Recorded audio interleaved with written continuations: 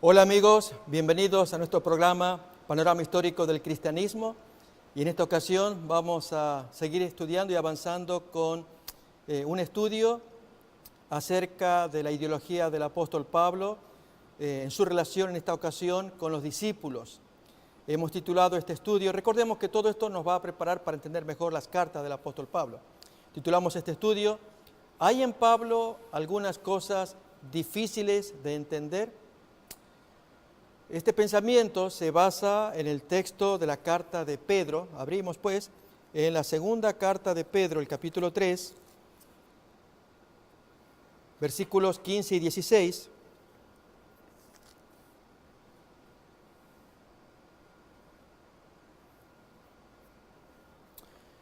Ahí leemos: y tened entendido que la paciencia de nuestro Señor es para salvación, como también nuestro amado hermano Pablo, según la sabiduría que le ha sido dada, os ha escrito casi en todas sus epístolas o cartas, hablando en ellas de estas cosas, entre las cuales hay algunas difíciles de entender, las cuales los indoctos e inconstantes tuercen, como también las otras escrituras, para su propia perdición. El punto que hoy queremos examinar es que al estudiar las cartas del apóstol Pablo y su ideología en particular, en su relación que tiene con sus colegas y compañeros, hasta donde Pablo desarrolla un nuevo surco en la comprensión del cristianismo. Es cierto, él es comisionado para enviar su mensaje a las iglesias gentiles, en tanto que Pedro y los demás compañeros apóstoles se van a dedicar a los judíos. Pero hay asuntos que el apóstol Pablo discierne, por sabiduría de Dios, que deben hacerse absolutos cambios en el judaísmo o en el cristianismo judaico. El caso de Pedro y otros más, de entender que había cosas que tenían que ser comprendidas e incluso eventualmente superadas también. Vamos a ver entonces a continuación tanto paralelos como diferencias entre el apóstol Pablo y Pedro en particular, y haremos lo propio también con el apóstol Jacobo. Así que estos dos puntos los queremos examinar. Vamos a ver entonces paralelos y diferencias entre Pablo y Pedro. En primer término, en lo que respecta a paralelos, se observa que ambos están sujetos a la acción del Espíritu Santo. El autor Lucas escribe en Hechos de los Apóstoles sucesos similares, tanto dedicados a Pedro como a Pablo. Miremos como ejemplo, Hechos capítulo 2, versículo 4.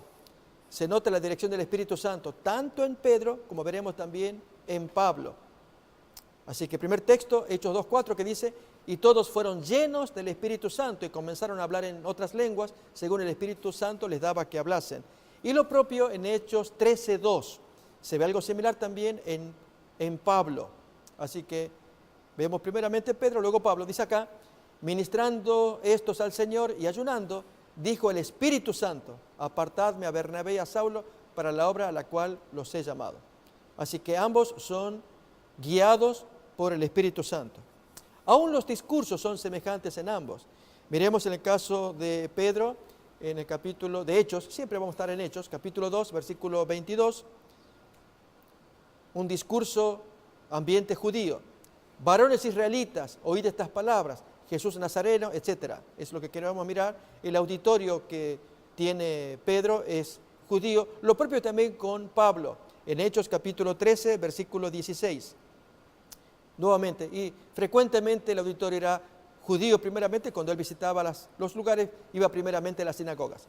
Entonces Pablo, levantándose, hecha señal de silencio con la mano, dijo: varones israelitas y los que teméis a Dios, oíd. Miremos con respecto a los acontecimientos de Jerusalén. Tanto como Pedro encara el proceso, la muerte y la resurrección de Jesús, y cómo lo hace Pablo también. De modo entonces que no podemos ver diferencias momentáneamente, sino más bien paralelos en ambos. En el capítulo 2 de Hechos vamos a ver a Pedro primeramente, versículos 23 y 24.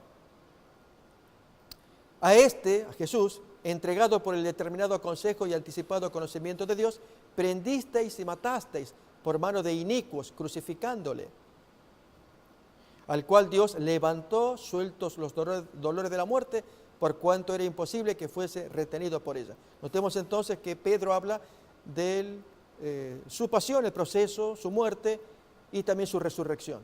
Con Pablo ocurre otro tanto, según miramos en Hechos 13, del 18 o 28 al 30. Lo mismo también. Y sin hallar en él causa digna de muerte, pidieron a Pilato que se lo matase. Y habiendo cumplido todas las cosas que de él estaban escritas, quitándolo del madero, lo pusieron en el sepulcro. Mas Dios lo levantó de los muertos. En ambos casos, Pedro y Pablo recurren a la Escritura para probar su argumento. Miremos en el caso de Pedro, allí en Hechos capítulo 2, versículo 21 en adelante, cita el Salmo en este caso 16. Leemos el texto 2.25. Hechos 2.25.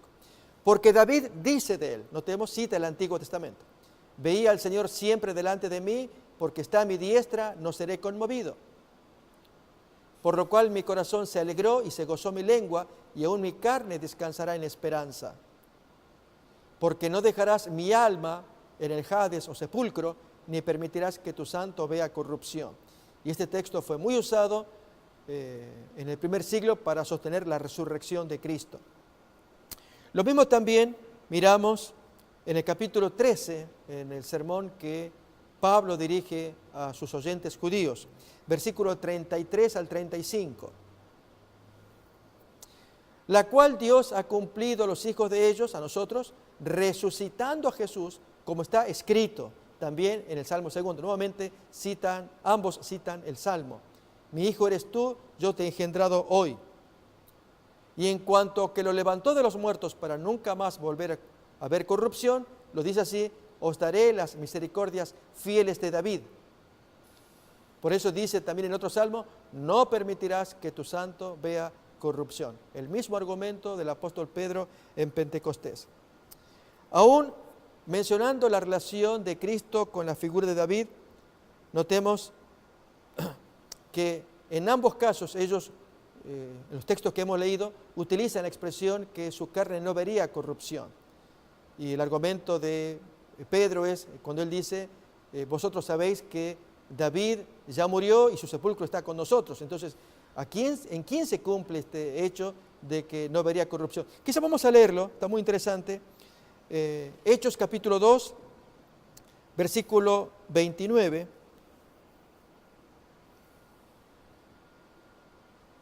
Aún en adelante: varones hermanos, se os puede decir libremente del patriarca David, que murió y fue sepultado, y su sepulcro está con nosotros hasta el día de hoy.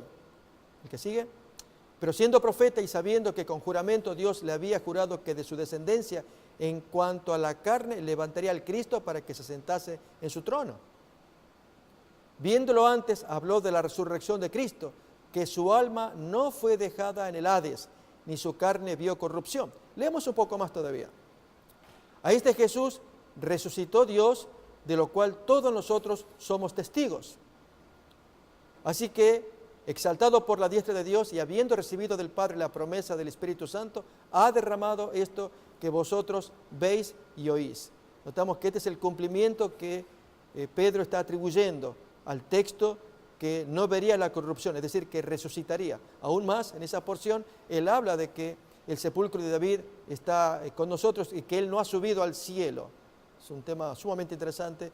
Si alguien sostiene que las almas suben al cielo, pues Pedro dice que David no subió al cielo, pero sí habla de aquel que resucitaría, según el Salmo que así lo menciona. Vamos a ver también otro aspecto de paralelos entre Pablo y Pedro, y es con respecto a las curaciones.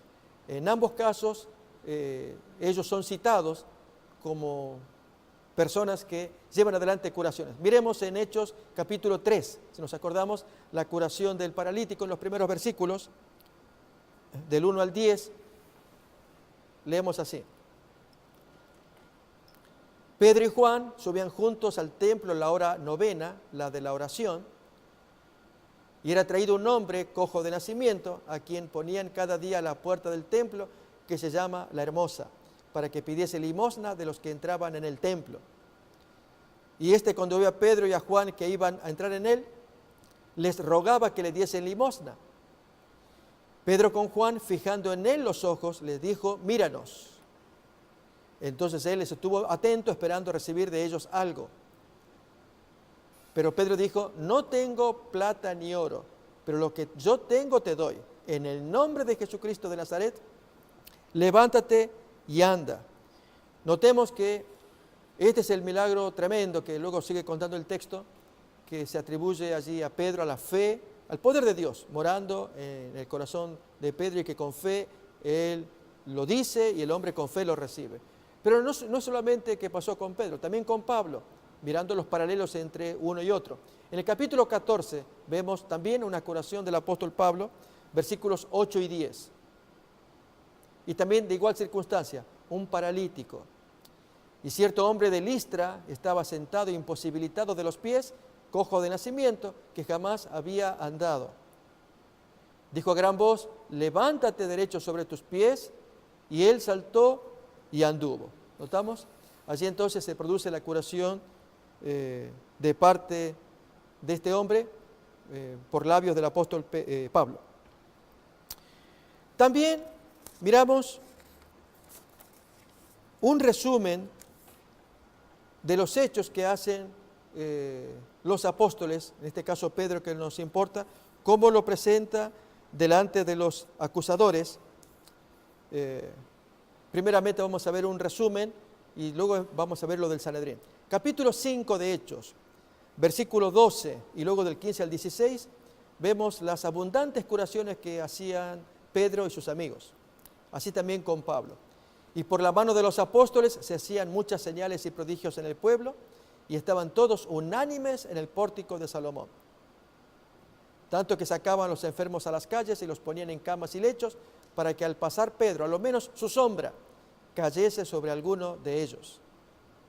Y aún de las ciudades vecinas, muchos venían a Jerusalén trayendo enfermos y atormentados de espíritus inmundos, y todos eran sanados. Miremos lo propio también con el apóstol Pablo, allí en el capítulo 28, versículos 8 y 9. Y aconteció que el padre de Publio estaba en cama, enfermo de fiebre y de disentería, y entró Pablo a verlo, y después de haber orado, le impuso las manos y lo sanó. Pero ahora multitud de gente en la isla son curados. Hecho esto, también los otros que en la isla tenían enfermedades venían y eran sanados. Notamos ahí un ambiente precioso y poderoso de la presencia de Dios a través de ambos apóstoles. También recordamos en el caso de Pablo, cuando el texto de Hechos nos menciona que llevaban paños o delantales de Pablo a los enfermos, y estos enfermos se curaban y aún los demonios huían también. Veremos también más curaciones, como es el caso de la resurrección, de ambas resurrecciones. La de Tabita por parte de Pedro y de Eutico por parte de Pablo. Leemos en Hechos capítulo 9, versículo 36 al 43. Había entonces en Jope una discípula llamada Tabita, que traducido quiere decir Dorcas o Gacela. Esta abundaba en buenas obras y en limosnas que hacía. Y aconteció que en aquellos días se enfermó y murió. Después de lavada, la pusieron en una sala. Y como Lida estaba cerca de Jope, los discípulos, oyendo que Pedro andaba por allí, por Jope, le enviaron 2 hombres a rogarle: no tardes en venir a nosotros. Y levantándose entonces Pedro, fue con ellos, y cuando llegó, les llevaron a la sala, donde le rodearon todas las viudas, llorando y mostrando las túnicas y los vestidos que Dorcas hacía cuando estaba con ellas. Entonces, sacando a todos, Pedro se puso de rodillas y oró, y volviéndose al cuerpo dijo: Tabita, levántate. Y ella abrió los ojos, y al ver a Pedro se incorporó. Y él, dándole la mano, la levantó. Entonces, llamando a los santos de las viudas, la presentó viva, e imaginamos la situación todos con alegría.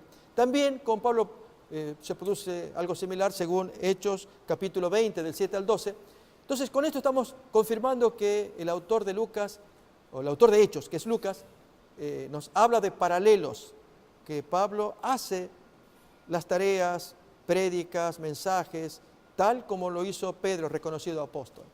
En Hechos capítulo 20, del 7 al 12, miramos entonces la resurrección de Eutico.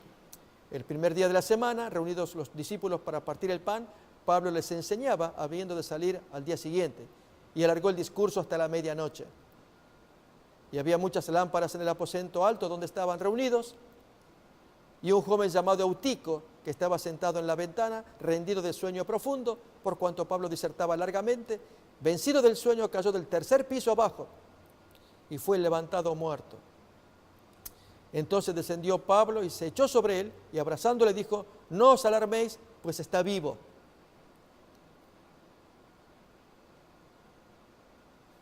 Después de haber subido y partido el pan y comido, habló largamente hasta el alba, y así salió. Y entonces toda la gente a continuación fueron consolados con el suceso de Eutico, que había sido resucitado. Notemos también que ambos van a ser luz para los gentiles. En el caso de Pedro, recordamos el texto de su prédica a Cornelio. Vamos a Hechos capítulo 10, miramos versículos 9 al 16. Al día siguiente, mientras ellos iban por el camino y se acercaban a la ciudad, Pedro subió a la azotea para orar, cerca de la hora sexta, mediodía. Y tuvo gran hambre y quiso comer, pero mientras le preparaban algo, le sobrevino un éxtasis.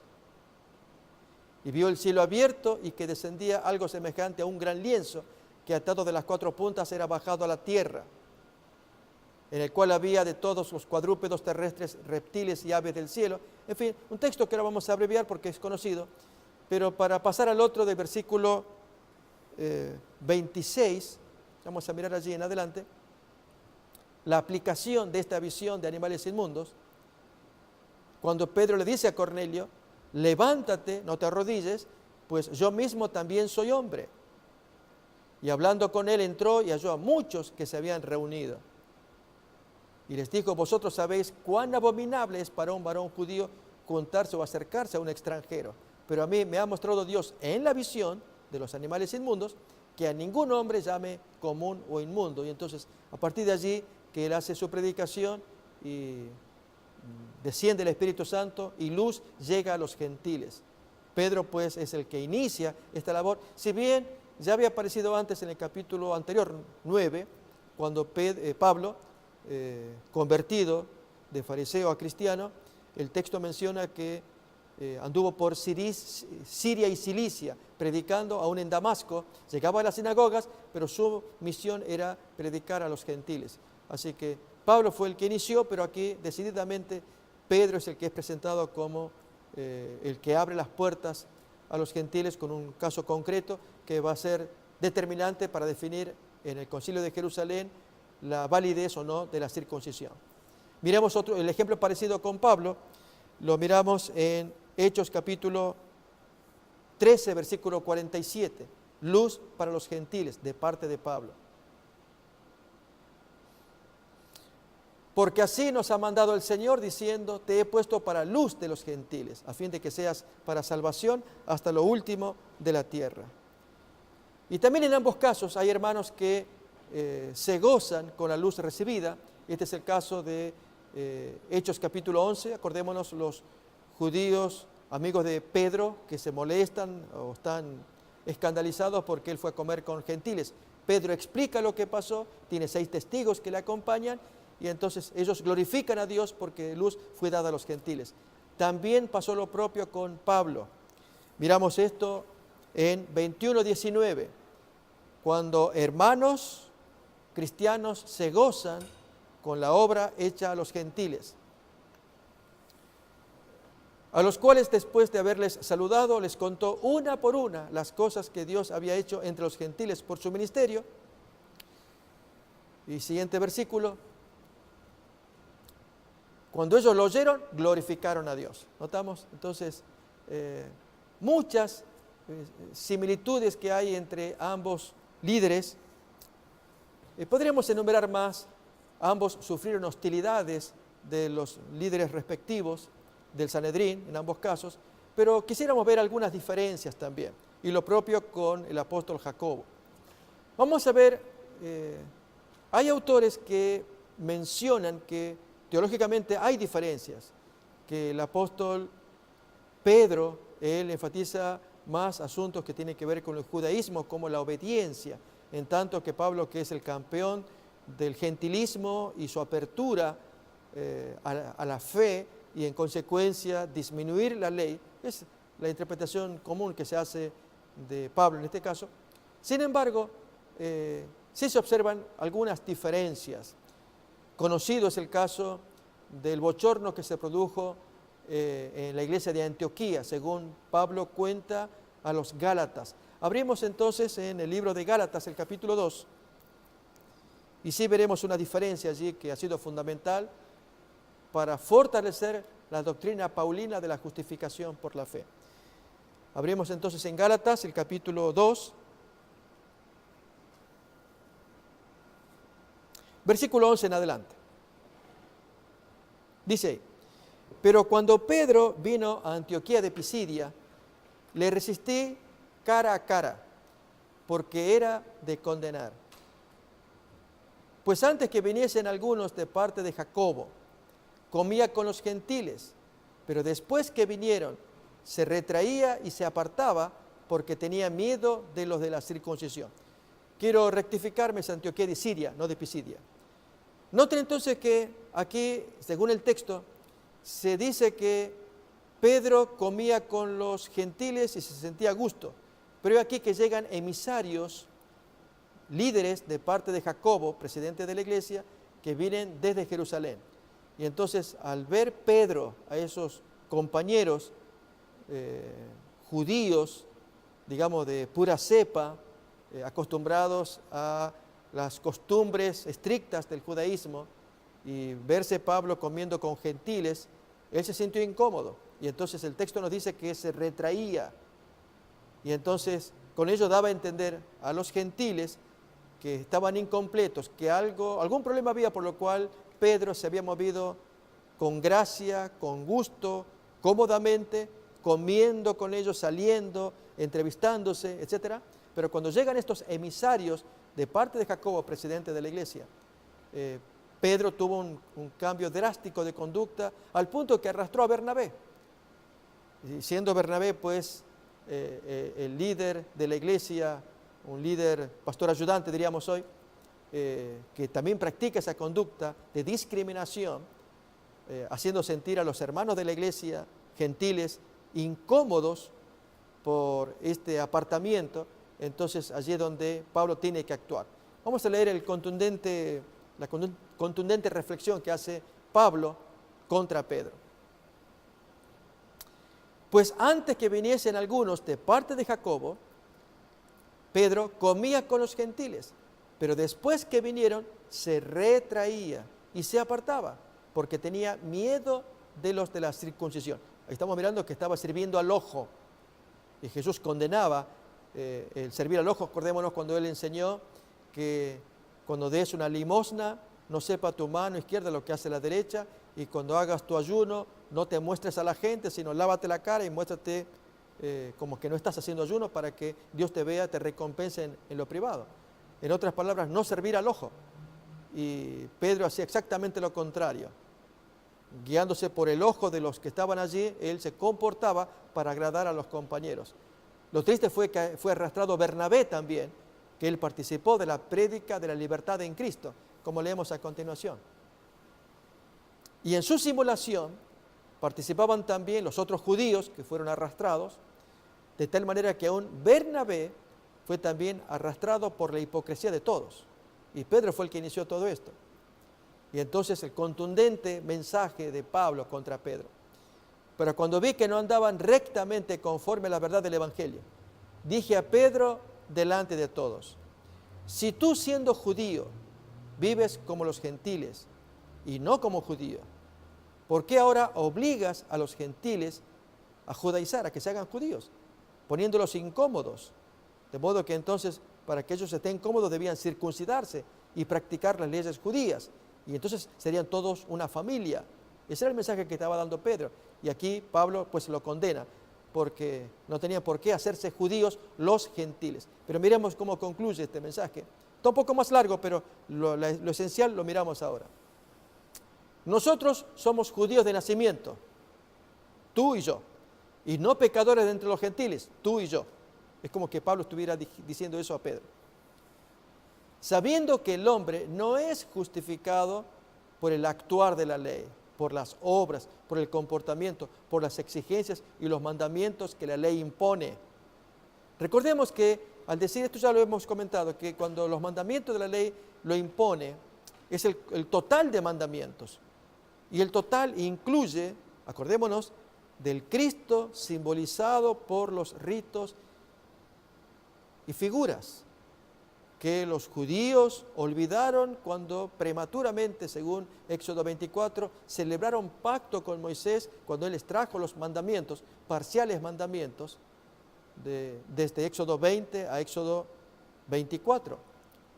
Faltaban más mandamientos y que tenían que ver, como se dijo, con cláusulas de escape, como era el santuario y todos los servicios, que incluía la figura del sacerdote, la presencia de sacrificios, de animales, de sangre, de modo que si el pactante cometía violación, transgredía, violaba el pacto, tenía una cláusula donde podía encontrar el perdón de parte de Dios.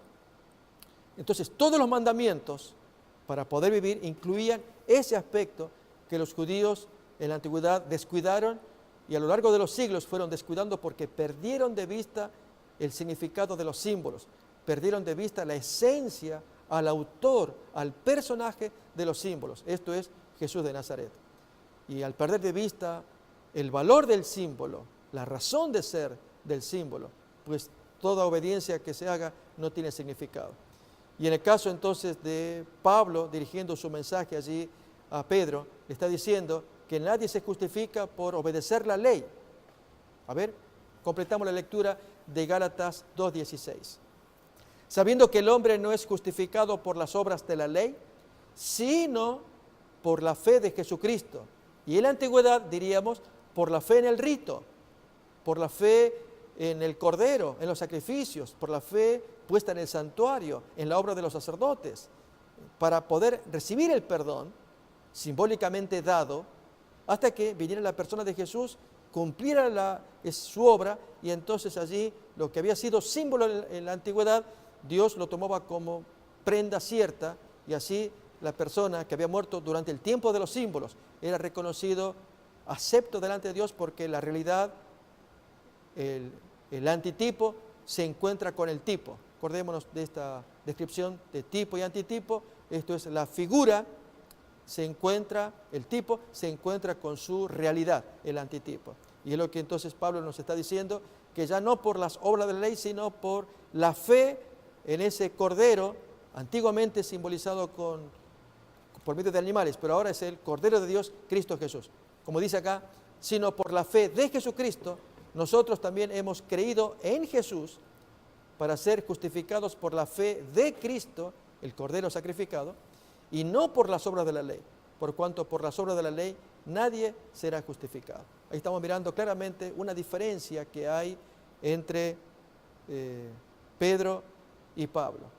Pero vamos a mirar más respecto de los siguientes personajes. En este caso queremos hablar de los paralelos y diferencias entre Pablo y también Jacobo. Como miramos allí, ¿cuáles paralelos, cuáles diferencias entre Pablo y Jacobo? Si podemos hablar de paralelos, y es con respecto al tema de la fe y obras. Ambos van a afirmar lo mismo, aunque por distinto camino, y es el estar en paz con Dios, el ser recibidos por el Señor, el recibir la aprobación y justificación de parte de Dios, según el camino de Pablo, por el camino de la fe, y según Jacobo, Santiago, por el camino de las obras, según la carta de Santiago, que está casi en la última parte del Nuevo Testamento. Respecto de esta carta, hacemos un comentario, y del autor. Está en discusión, durante siglos ha estado en discusión, definir quién es este Santiago o Jacobo, ese es el nombre en hebreo, Jacob, que es el autor de la carta. Los autores modernos, intentando definir quién sería, pues barajan diferentes alternativas, pero la más plausible entre los autores modernos es la que el autor de esa carta es Jacobo, el hermanastro del Señor. Esto lo vamos a mirar con más detalle cuando estudiemos, reiteramos, cada una de las cartas en esta historia, en este panorama histórico del cristianismo.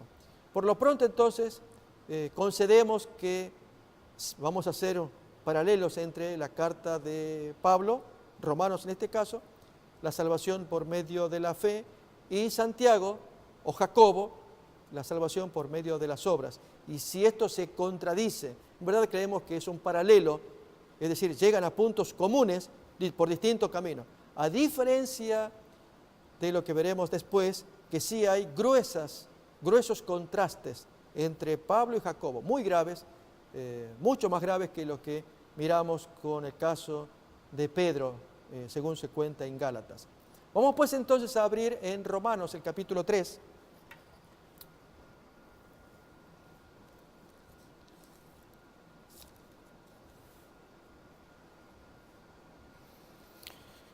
Desde el versículo 23 en adelante, tenemos una exposición de Pablo en su carta escrita en el año 58 a la iglesia de Roma, donde dice lo siguiente: por cuanto todos pecaron y están destituidos o echados de la gloria de Dios, siendo justificados o perdonados o aprobados gratuitamente por su gracia, mediante la redención o rescate que se opera en Cristo Jesús, a quien Dios puso como propiciación, como sacrificio, por medio de la fe en su sangre, en creer en que la muerte que Jesús tuvo, creyendo en ella, obtenemos la aprobación de Dios, para manifestar su justicia, la de Dios, a causa de haber pasado por alto en su paciencia los pecados pasados, con la mira de manifestar en este tiempo su justicia,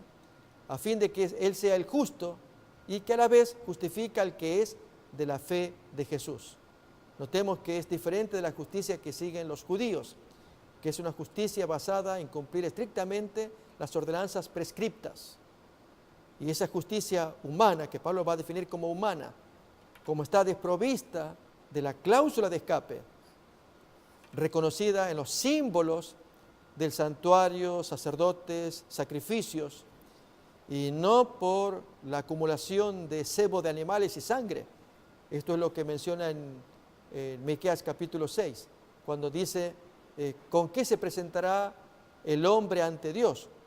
Con una multitud de arroyos de sangre. Lamentablemente es lo que los judíos creían, que cuanto más animales sacrificaban en cantidades, pues obtenían el beneplácito delante de Dios. Y esto es un craso error, porque el texto ya lo revela, no con animales, sino con lo que representa ese animal sacrificado.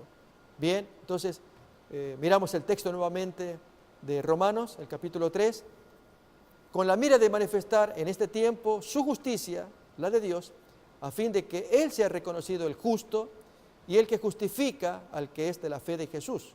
Como dijimos, no con la justicia que los judíos la obtenían ellos a su manera. Y seguimos leyendo entonces el siguiente versículo. ¿Dónde está pues la jactancia? Queda excluida. ¿Por cuál ley? ¿Por la de las obras?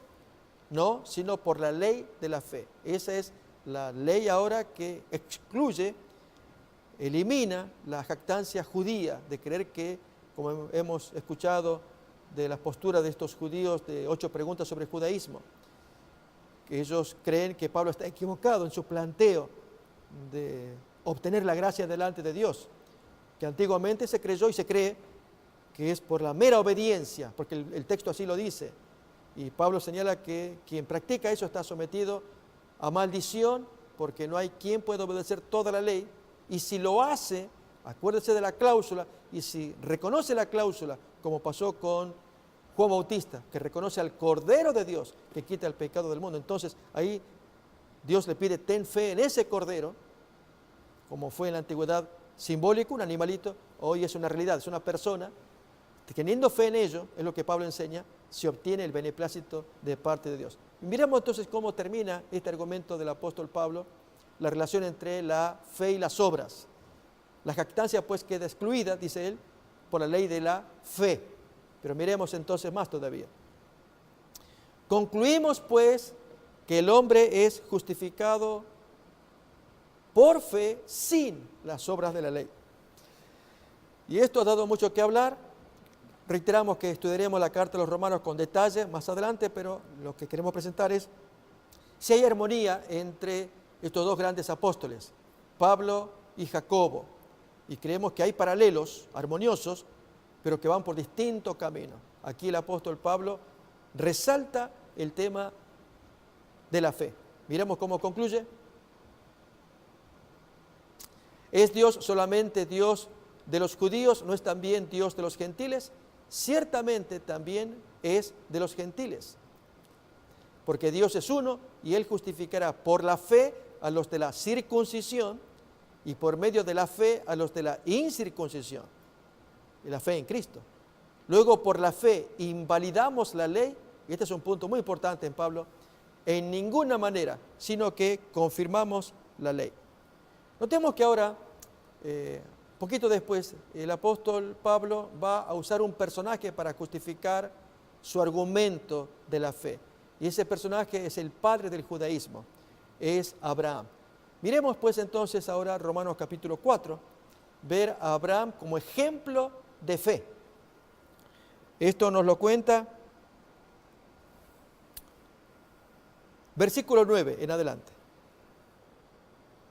¿Es pues esta bienaventuranza solamente para los de la circuncisión o también para los de la incircuncisión? Porque decimos que a Abraham le fue contada por la fe por justicia. Ese es un texto que aparece en el Antiguo Testamento, que por haber creído en la promesa de Dios, por fe se le acredita justicia. ¿Qué dice luego? ¿Cómo pues le fue contada? ¿Estando en la circuncisión o en la incircuncisión? No en la circuncisión, sino estando incircunciso, Dios le atribuyó justicia por haber creído. ¿Qué es lo que Dios quiere? Que el hombre crea, y entonces se le atribuye justicia. Por lo tanto, la justicia de Abraham viene por haber creído. Miremos este texto más claramente. Versículo 16.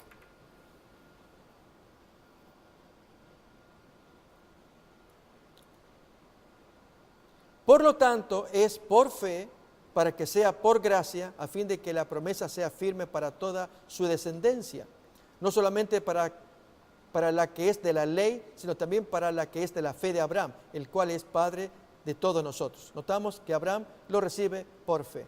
Pero ahora vamos al argumento de Santiago, Jacobo, la carta de Jacobo. Y él va también a declarar, por medio de Abraham, que Abraham fue salvo por obras. Y uno diría, pero ¿no es más bien contradictorio? O es por fe o es por obras. En verdad es por ambos, en la forma armoniosa como el apóstol Jacobo, Santiago, lo expresa. Abrimos pues entonces el capítulo 2 de Santiago, y ahí nos lo va a contar.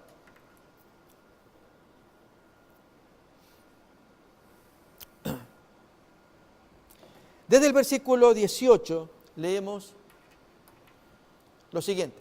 Pero alguno dirá, tú tienes fe y yo tengo obras. Entonces Santiago le responde, muéstrame tu fe sin tus obras y yo te mostraré mi fe a través de mis obras. Tú crees que Dios es uno. Si es por creer y por tener fe, haces bien. También los demonios creen y aún tiemblan.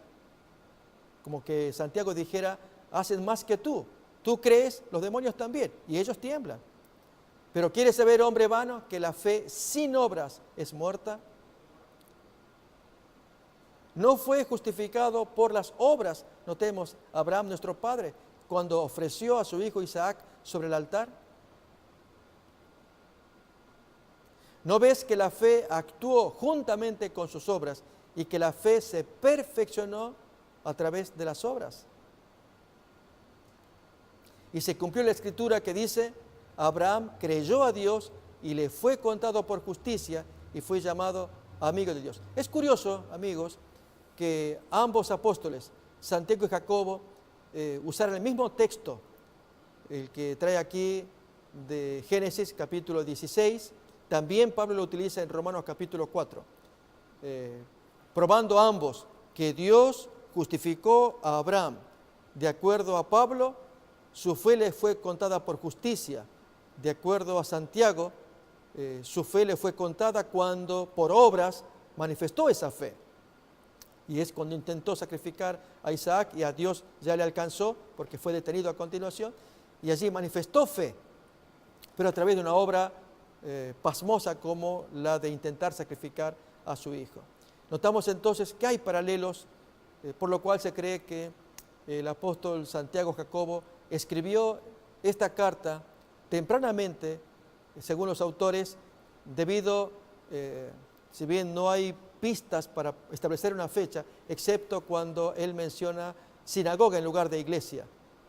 Vamos a leer el texto, aparece en el capítulo 2 de Santiago, versículo 2. Leemos el 1 también, 1 y 2. Hermanos míos, que vuestra fe en nuestro glorioso Señor Jesucristo sea sin acepción de personas. Porque si en vuestra sinagoga, es como dice en el original, entra un hombre con anillo de oro y con ropa espléndida, etc. Lógicamente, en los primeros tiempos, las reuniones cristianas se producían en las sinagogas. Y aún cuando eran echados por los judíos de su respectiva sinagoga, ellos se reunían aparte y seguían llamándose sinagoga. Con el tiempo cambiaría la palabra iglesia, que también se usaba simultáneamente, pero sinagoga por extracción judía de la cual ellos procedían. Y aquí Santiago está usando esa expresión. Esta es una de las pistas que mostraría que el tiempo de escritura de esta carta fue tempranamente. Cuando Santiago llega a una plena autoridad, se observa esto después de la decapitación del otro Jacobo, el de Zebedeo, de Hechos capítulo 12 al comienzo. Él fue decapitado por el rey Agripa I, ¿nos acordamos? Y entonces ponen a Pedro preso, esperando sacarlo para el tiempo de la Pascua. Cuando Pedro sale en libertad, él a sus amigos, la muchacha Rode incluida, él dice, díganle a Jacobo que ya estoy en libertad, mostrando con ello que no hace falta más calificativo o más descripción al reconocerse en ese Jacobo que era el líder de la iglesia al cual Pedro transmite ese mensaje. Esto es lo que autores dicen, que entonces para el tiempo de la muerte del primer Jacobo Zebedeo, este otro Jacobo es el que ya está liderando la iglesia. Y esto es del año 44, es la muerte de Herodes Agripa I, también narrada en el mismo capítulo 12 de Hechos. Por lo tanto, esta carta tiene que ser posterior a la muerte de Zebedeo, año 44 en adelante, quizás hasta el tiempo del concilio, año 49, porque en ese abanico de tiempo el apóstol Pablo ya estaba predicando a los gentiles en Cilicia, Siria y ya trabajando también en Antioquía. Y su concepto de la fe en Cristo, él lo tuvo desde el comienzo de su conversión. Y entonces predicar de la fe en Cristo pudo haber llegado a oídos de Jacobo. Entonces Jacobo escribir esta carta que estamos leyendo acá de nivelar el concepto de que además de la fe en Cristo, eran también las obras que revelarían el tipo de fe que uno tenía. Creemos que es una armonía preciosa. Pero a la vez también queremos hablar de las diferencias, dijimos graves, que hay entre ambos autores. Y esto se va a dar en Hechos capítulo 21. Abrimos pues entonces el texto en Hechos 21, las diferencias entre Pablo y Jacobo.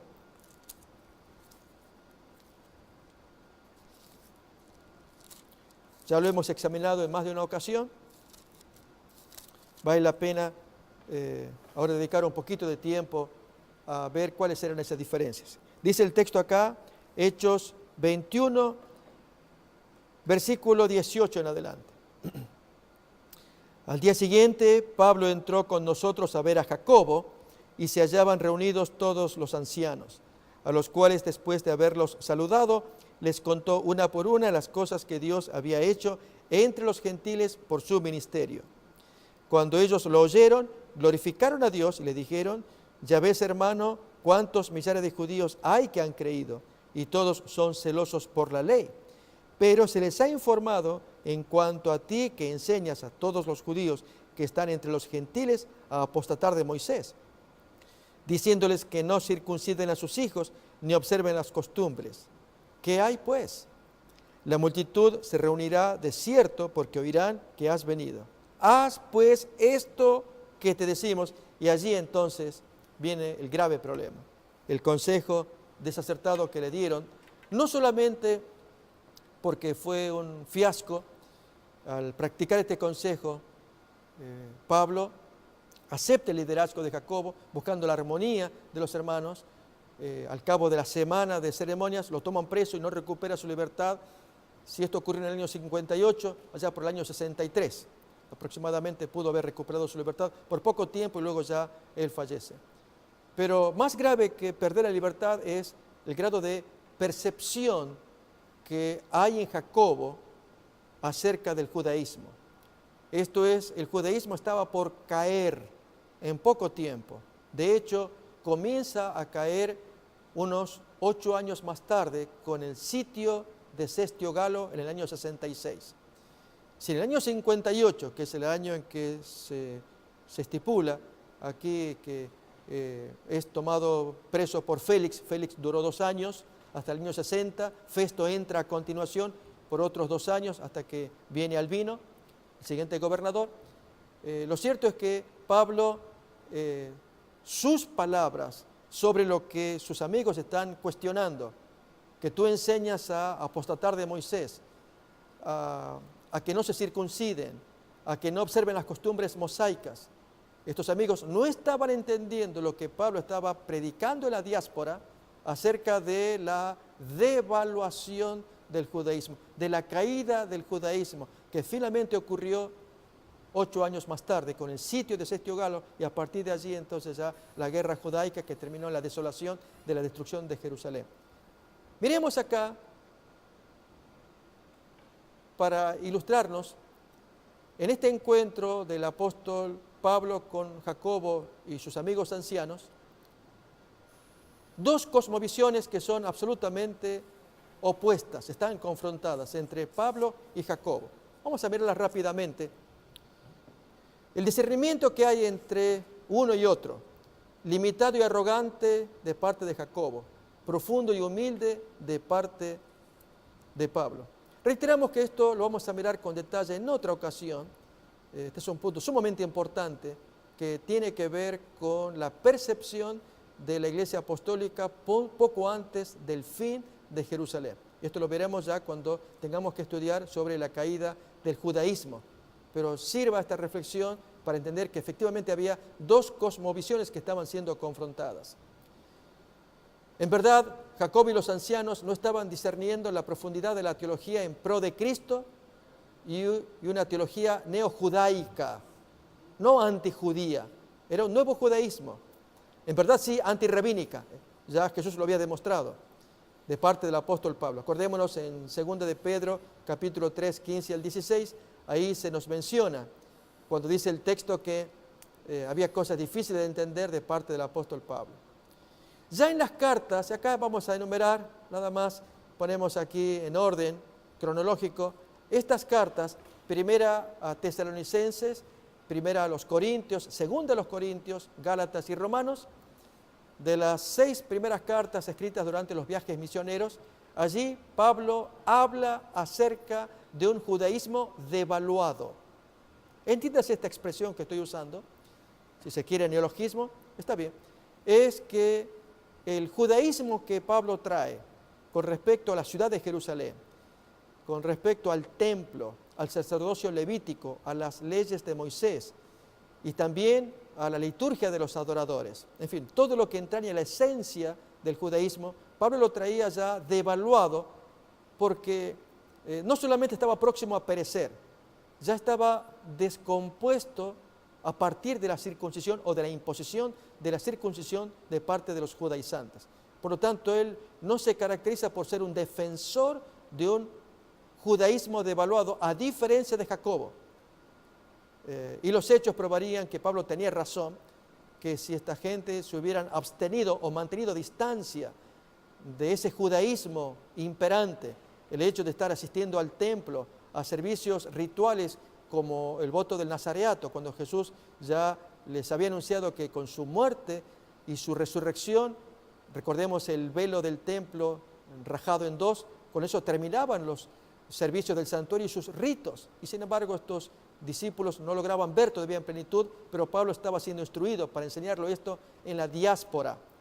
Así tenemos textos como, solamente de resumen nada más, en Tesalonicenses leemos, allí en los capítulos 4 del 13 en adelante hasta el 5:11, la cercana e inesperada venida de Cristo y del fin, que incluía también a Jerusalén. Pablo lo veía venir. O en el capítulo 2 del 14 al 16, cuando dice Pablo que los judíos colman con su oposición la medida de sus pecados, por lo que vino, él dice que vino, pero el texto también da a entender que vendrá. La carta fue escrita en el año 51 y la destrucción vino en el 70. Sobre ellos, incluye a Jerusalén, viene hablando de los judíos, la ira hasta el extremo. En 1 de Corintios, escrita a mediados del año 57, en el capítulo 7, 19, dice que la circuncisión no es nada. Que un judío oyera eso caía muy pesado. O 2 de Corintios, más duro todavía, también del año 57. En el capítulo 3 menciona que el ministerio mosaico de condenación tiene gloria pasajera, no permanente, para ser abolido, y tiene un velo de embotamiento. Nuevamente, palabras que a un judío ofenderían, pero Pablo ya lo estaba enseñando antes del encuentro con Jacobo. ¿Qué decir de Gálatas y Romanos? También escrito antes del encuentro con Jacobo. Pablo tenía la comprensión de que el judaísmo estaba siendo devaluado. Cuando menciona que la justificación no viene por las obras de la ley, que hay esclavitud a través de los rudimentos del judaísmo. Están los textos allí para examinar. Lo mismo con Romanos. El verdadero judío y la circuncisión a la vista de Dios no es el de la carne. En Cristo están libres del régimen viejo, de la letra, de la ley, etc. Pero finalmente tendría que llegar la epístola a los hebreos, también escrita por Pablo, allí entre los años 63 al 66, donde sí muestra que todo aquello devaluado iba a ser superado con creces por una nueva ley. El caso, lo que aparece subrayado, el caso del lugar, lo transitorio del lugar de Jerusalén, con la nueva Jerusalén, según el capítulo 11 que cuenta de ello, o del edificio, el templo celestial del capítulo 8, o de los servicios sacerdotales, el levítico inferior al de Melquisedec del capítulo 7, o de las normas mosaicas frente a las leyes del nuevo pacto del capítulo 8, o de la adoración, que no era solamente el judío, era una adoración universal. En el capítulo 8:13 incluye más gente que solamente los judíos. Y especialmente la carta habla de la perenidad de aquello que lo reemplaza, esto es la obra de Jesús. Es decir, la carta de Pablo ya hablaba de una excelencia en Cristo contra el judaísmo devaluado. Y Jacobo no lo vio, por lo cual sugirió que se metiera con este judaísmo devaluado. Queridos amigos, cuántos temas más que se pueden hablar y querríamos abordar, pero lo veremos más con detalle cuando examinemos las cartas una por una ya en las siguientes emisiones. Por lo pronto, allí tenemos la dirección si queremos repasar algunos conceptos que se han escuchado, pero desde aquí le mandamos un saludo grande a aquellos que están siguiendo estas emisiones y quedamos en deuda de seguir ahondando más en profundidad la ideología de Pablo y especialmente sus cartas. Hasta que nos encontremos, que Dios los bendiga. Gracias. Metro Evangelización 3000. En la Biblia encontramos el gran desafío evangelístico que han representado las ciudades a quienes desean hacer suya la orden de ir y predicar el Evangelio. En la actualidad, la mayoría de personas viven en las grandes metrópolis. Debemos aceptar que hoy podemos predicar a cientos, miles y millones de personas que están a nuestro alrededor. Y esto lo podemos hacer con planes muy abarcantes que nos desafíen a una obra mayor. Ya están listos los peces, ya están listas las redes, solo faltan los pescadores. Presentamos Metro Evangelización 3000. Todos pueden hacer algo en esta obra. En estas reuniones hogareñas presentamos a Cristo a las familias.